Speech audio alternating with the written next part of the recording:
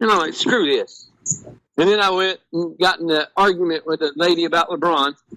Yep, that was fun. And then I went to this one where Terrence Ross decided he wanted to turn into freaking Larry Bird.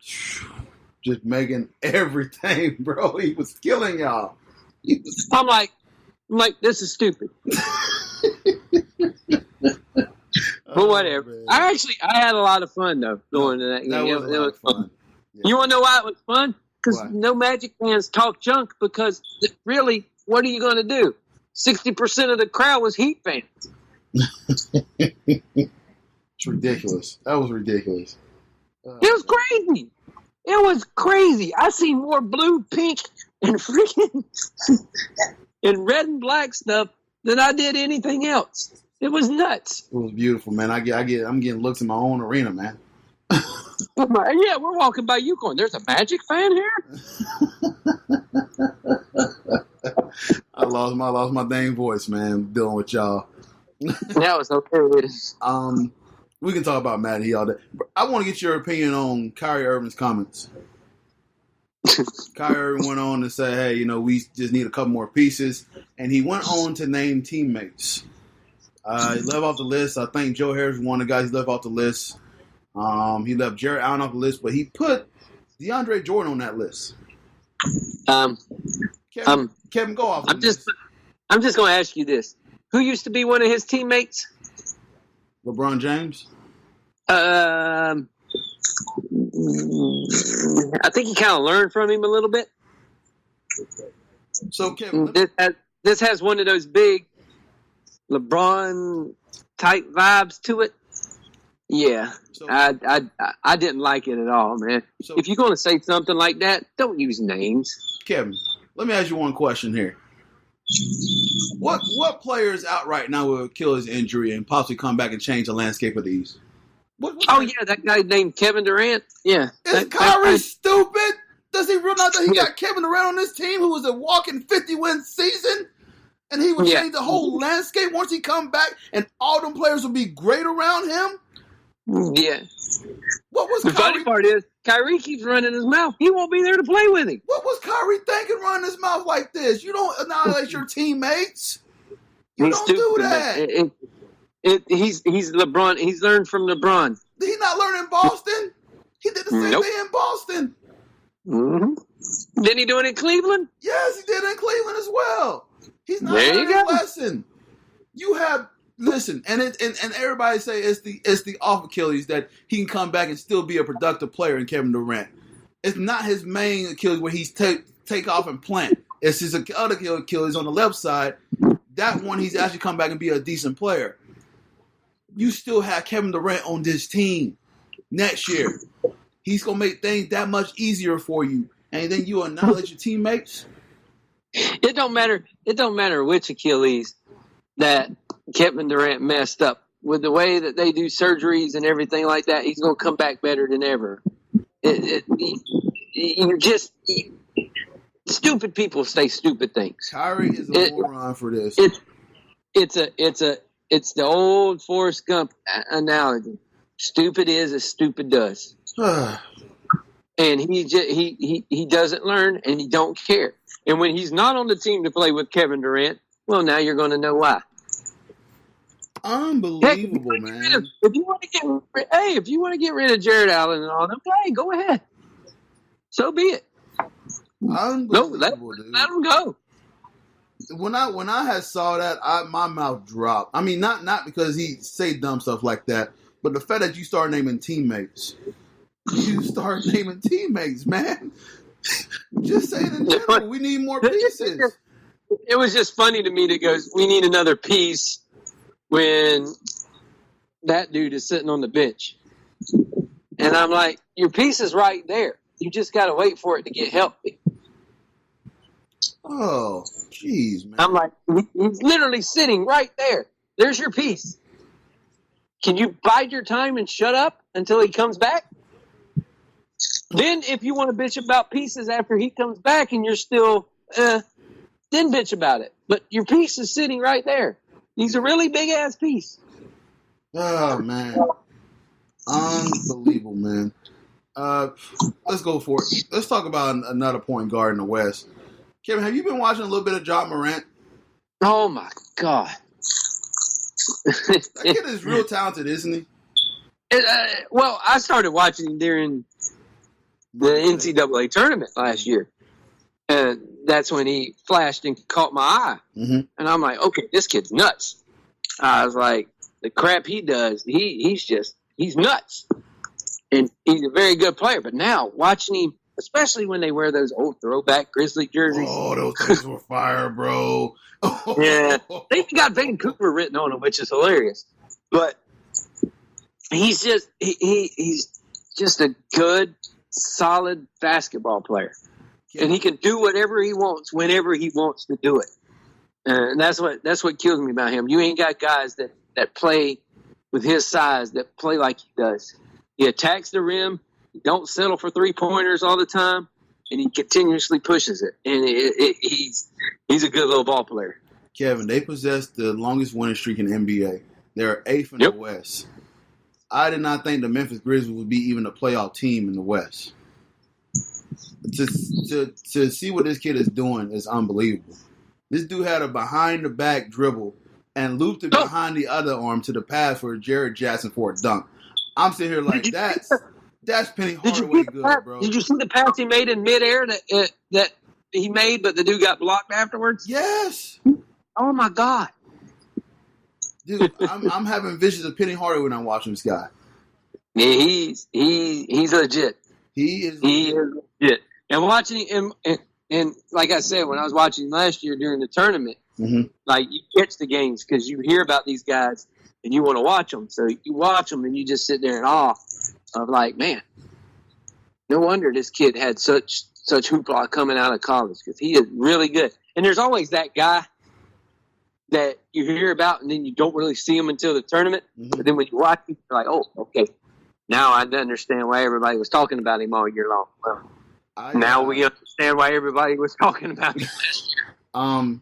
Bro, and this is not a knock on Zion Williamson, but I'm having visions of the Greg Oden, Kevin Durant debacle, the number 1, number 2 pick. And it's not a knock on Zion, like it's not a knock on Greg, but, it's just, I feel like if Zion don't lose his weight, as Kevin mentioned earlier, we could be seeing this like story play out just the same way that Kevin Durant and Greg Oden did. Yep. And but I gotta give credit to Ja Morant and that Memphis Grizzlies team. They're playing tough. They're rebounding the ball well. They got a great point guard. They got great leadership. Jay Crowder and Valanciunas, who's been some veterans that's been around. Speaking of laughing at Tristan Thompson, he got ejected for smacking Jay Crowder's butt. He got ejected out the game for that. But, hey, you can get arrested for that now, too.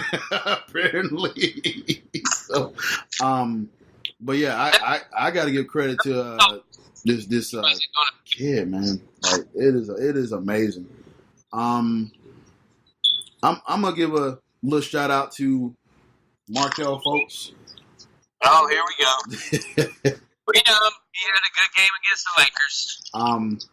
Against the Lakers, with us being shorthanded, 1 point guard. I don't know why we released our G League point guard, but we did, and signed some wing player, which is he's okay. And no doubt in my mind, I'm like, okay, we're going against the Lakers. We got no point guards. LeBron is playing. LeBron is still going to make that team Super Bowl enough to win. I don't know about their bench. I feel like, the Lakers are going to win this game. I just feel like they should have won the game. Markelle Fultz took that team on his back and got a triple-double. His second triple-double, and he had the game go-ahead bucket to win the game. And it was a pretty layup. He bodied LeBron in one possession. He also took LeBron to the rim and did a reverse on the other side of the rim. Kevin, let me just say this. I'm very happy with Markelle Fultz, and I still think he's a serviceable player. I know Magic fans think he's a superstar. I don't want to say that yet, but it's a good trade. For what we got and what we gave up. Jonathan Simmons. For what you gave up and what you're getting, it is a good trade. Yeah. Yeah, I had no problem with it. I said once he comes back, if he plays like he's capable of, even gives you half of what he used to be capable of, it's going to be a good trade. And it's so far so good. It's worked itself out. Yeah. As long as he can keep shouldering the load. You jerk.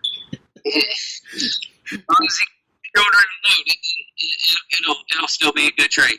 Yeah, I still think going forward with Magic, it's Jonathan Isaac and Markelle Fultz going forward, so you need to build around. I've been vocal about Vucevic staying, but you need that poster in the playoffs. But yeah, those two guys are like 1A and 1B. Will take it. Jeez. Yeah, no, I want Vucevic to stay. There's a lot of matter, but if he gives a piece that we need to get, cool. But I'm on a bandwagon for Vucevic to stay for the long haul. You can have Dion Waiters, his gummies, and you can have Justice Winslow and his not hurt back. Yeah, he ain't hurt. Nah, y'all got a little groove going on right now with y'all got, so I really don't blame you. We beat the surprising Oklahoma City Thunder last night. Y'all did? Yeah. Good game, yeah. I watched the highlights from that. City coming off of a big win, and then we busted. Yeah. Yeah, man, I'm looking at some of these games here, and I'm just like, okay. I was going to ask you about the All-Star voting. Oh, don't even get me started on that crap. Kevin, Taco Fall. Complete and utter has more votes than Bam Adebayo. Alex Caruso also is leading the votes in the West. Has more votes than if they make the All-Star team, they should be ashamed of themselves. They shouldn't be on the All-Star team. No. The NBA need to ban fan voting, and I've been screaming for that for years. It's a market-based thing. You got Alex Caruso and Taco Fall and the top vote getters for NBA All-Star Game because of the media coverage. How many times have we seen on Bleacher Report or ESPN many things that promote the Lakers doing something? Mm-hmm. It's such a media bias. You just heard Stephen A. Smith just requested some trades for the Phoenix Suns to trade Devin Booker for Kyle Kuzma. No, please go away. That's why they took Stephen A. Smith's radio show away from him. They were like, hey, you're doing too much. And then you come and say some madness like this, yeah, we're taking your radio show. Come on, man.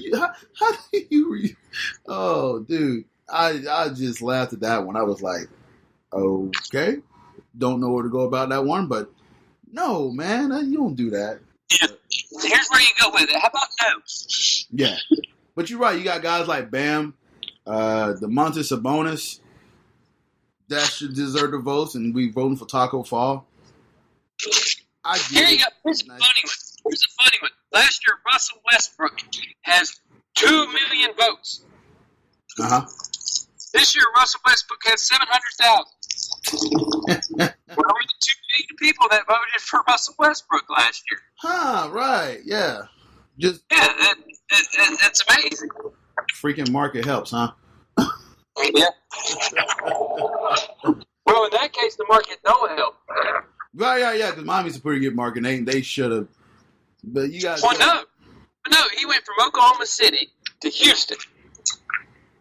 And he doesn't get the 2 million votes like he got when he was in Oklahoma City. Yeah. Now it's 900,000 and he's in Houston. It makes no sense to me. Yeah, that's yeah. In that case, yeah, it's odd. Yeah, that's very. It's odd. It's whatever. we know who's all stars and who's going to make the team and all that junk. My favorite thing was the Indiana Pacer fan saying that the Miami Heat have peaked and that Jimmy Butler is a cancer. I don't know about that. And here y'all go. Y'all on another winning streak now. I went, what? What? They've peaked. And he's a cancer. That makes absolutely no sense whatsoever. And then somebody went off that Jimmy Butler shouldn't be in the top things of voting for All-Stars because